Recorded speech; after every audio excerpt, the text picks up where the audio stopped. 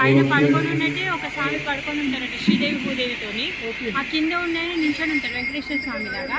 అయితే ఇక్కడ శ్రీదేవి, భూదేవి, నీలాదేవి, జాంబవతి, తర్వాత మార్కండేయుడు,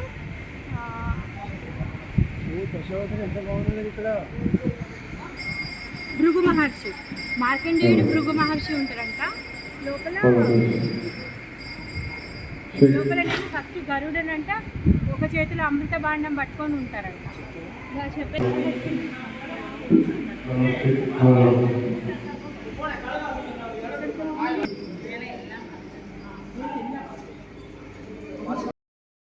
స్వాగతం తిరుతంగల్ అనే దివ్యక్షేత్రంలో మనం ఉన్నాము.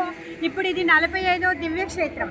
ఇక్కడ తంగమలై అని కూడా అంటారు. తంగమలై అంటే బంగారు గుట్ట పైన అమ్మవారు తపస్సు చేశారనమాట. లక్ష్మీదేవి తపస్సు చేశారు. ఎందుకు తపస్సు చేశారు అంటే ఒకసారి శ్రీదేవి గొప్పనా భూదేవి గొప్పనా అని చెప్పేసి వాళ్ళిద్దరి మధ్యలో ఒక చిన్న పోటీ వస్తుందన్నమాట. అప్పుడు పోటీ రావడంతో లక్ష్మీదేవి ఏమంటుందంటే లేదు నేను గొప్ప, ఎందుకంటే లక్ష్మీపతి కదా నేను గొప్ప అనేసి అంటుంది.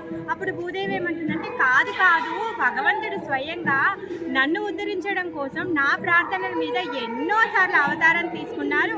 ఆయన యొక్క సాన్నిధ్యాన్ని నేను చాలా ఎక్కువగా పొందుతాను, నేనంటే స్వామికి ఇష్టము, అందుకే నేను ఎక్కువ అని చెప్పేసి భూదేవి అమ్మవారు అంటారనమాట.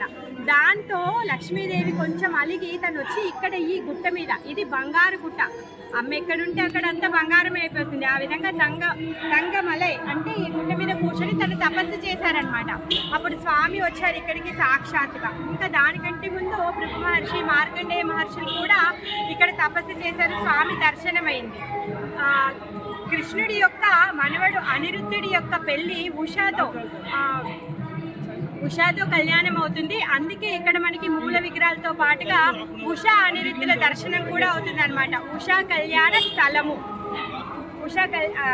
స్థలము. ఇంకా మూల విరాటిలో లక్ష్మీదేవి, శ్రీదేవి, భూదేవితో పాటు జాంబవతి దేవి యొక్క దర్శనాన్ని మనం ఇప్పుడు చేసుకున్నాము. తర్వాత వీళ్ళందరి విగ్రహాలు చాలా పెద్దగా ఉన్నాయి, చాలా అందంగా ఉన్నాయి. ఇక్కడ గరుడ చాలా స్పెషల్గా ఉన్నారు. తను 2 చతుర్భుజాలతో ఉండి 2 చేతులతో స్వామిని నమస్కరిస్తూ ఒక చేతిలో అమృత భాండం పట్టుకొని ఇంకొక చేతిలో నాగుని పట్టుకొని ఉన్నారనమాట.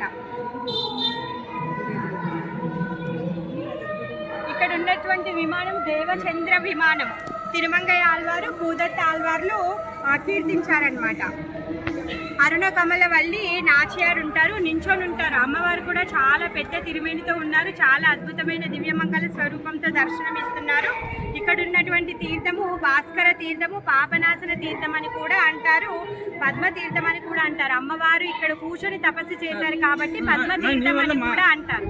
ఇంకొకటి ఏంటి అంటే ఇక్కడ గరుడతో పాటుగా అరుణ కూడా లోపల గర్భగుడిలో మనం దర్శనం చేసుకోవచ్చు. గరుడ యొక్క బ్రదర్, సూర్యుడి యొక్క వాహన దారి, అతను కూడా ఇక్కడ లోపల భగవంతుడి సాన్నిధ్యంలోనే ఉన్నారనమాట. పైన గోపురం పైన పల్లికొండ స్వామి యొక్క దర్శనం ఉంటుంది. శ్రీదేవి, భూదేవి ఇద్దరు భగవంతుడి యొక్క పాద సేవలో ఉంటారు. కాకపోతే ఇప్పుడు చూడడానికి వీలు లేదు కాబట్టి పైన దర్శనం మనం చేసుకోలేకపోయాము.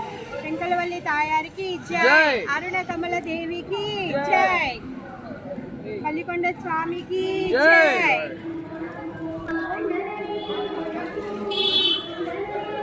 4 యుగాల నుంచి ఈ గుడి అట్లే ఉందన్నమాట. బుధగ్రహం యొక్క కుమారుడైన పురూరవుడు తపస్సు చేసిన స్థలము. తను ఇక్కడ తనకి సాక్షాత్కారం పొందాడు భగవంతుడితో.